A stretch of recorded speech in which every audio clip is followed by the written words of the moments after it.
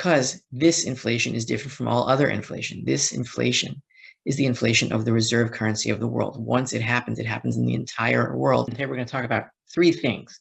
First, why this inflation is different from all other inflation. Second, on the myth that currencies are backed by the productions of the economies where those currencies are issued. And three, why nobody has to worry about how much gold and silver the elite have.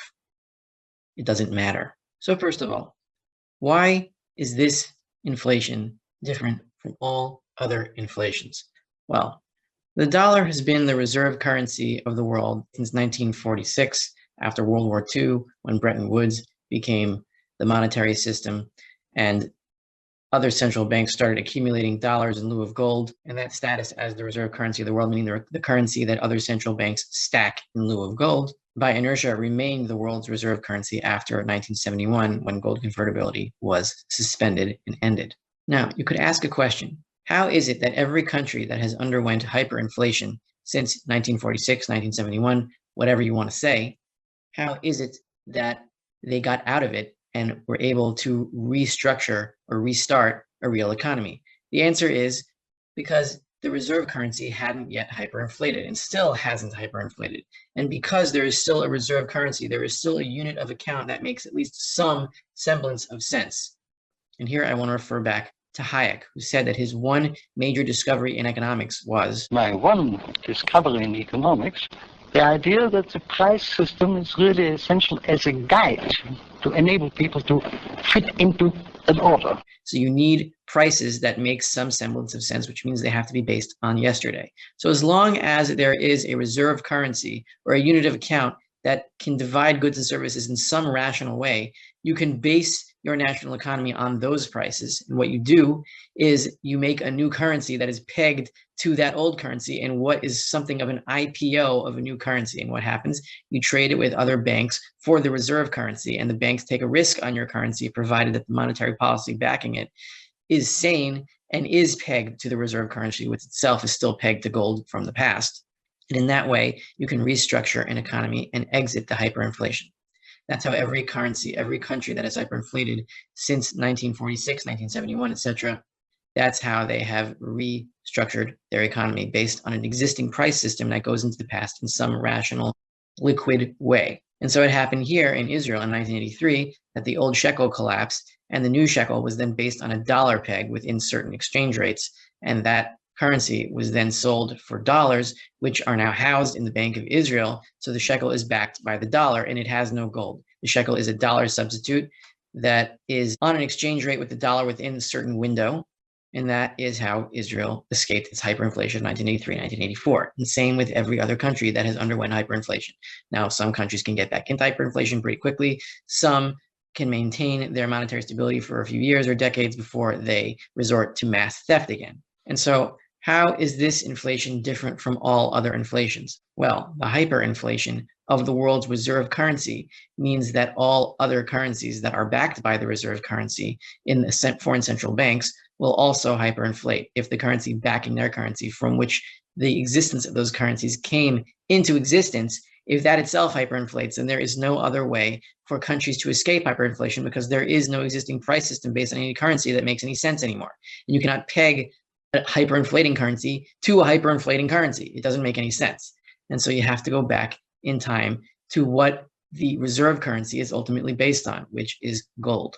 To understand this a little better, we can go back to what happened in the early 1930s, when FDR took the entire gold supply, stole it from all of Americans, and revalued the dollar from $21 per ounce to $35 per ounce.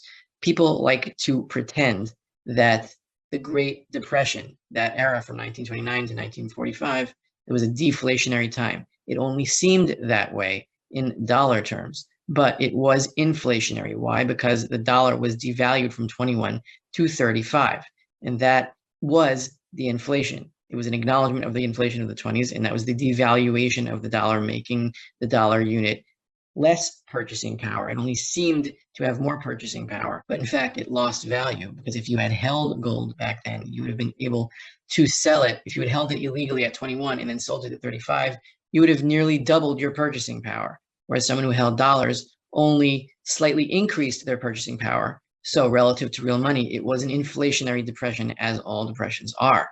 Second, the myth of currencies being backed by the productivity of their countries of origin. This is impossible, because if a currency were backed by the productivity of a country, then there never would be any hyperinflation, because as inflation proceeds, a country typically produces more and more and more for export, and yet the currency of that country continues to fall in value until it reaches zero. Empirically, it is impossible for hyperinflations to happen if a currency is backed by the productivity of that country. Now, second, logically, in order for productivity to happen, you need a pre-existing price system, a way to bring people into an order, as Hayek pointed out. I sometimes say, no discovery has ever been made in economics, and there are no discoveries to be made. It's a question of using common sense knowledge and recognizing its significance. Of course, that we are guided by prices, and that prices are determined by the action of millions of people, everybody knows. But to put it in the right form and to see that it is the prices by which the knowledge of thousands and millions of people can be conveyed to others and serve as a guide to them, was just a new way of putting ideas together, which to me became exceedingly revealing. You cannot have a price system without a stable currency. And so you need something external from your economy on which to base that currency to establish a division of labor and establish productivity in the first place. And as I said before, the way countries escape hyperinflation is by pegging their currency to an existing currency with stable price schemes, or stable-ish at least. Once you have that stable price scheme, then you can start or restart productivity.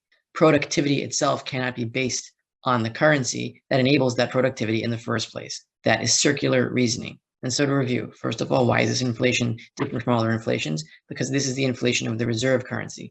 The only way out of the hyperinflation of the reserve currency of the world is to go back in time to what that reserve currency was based on and still is based on, which is gold. So we're going to see the same thing as we saw in the Great Depression, a fundamental revaluation of gold from right now about $1,700 an ounce to something around 30 to 40,000 if we were to fully back the Fed's balance sheet, when the faith in the value of the paper backing that balance sheet, which is treasuries and mortgage-backed securities, falls to zero as debt defaults.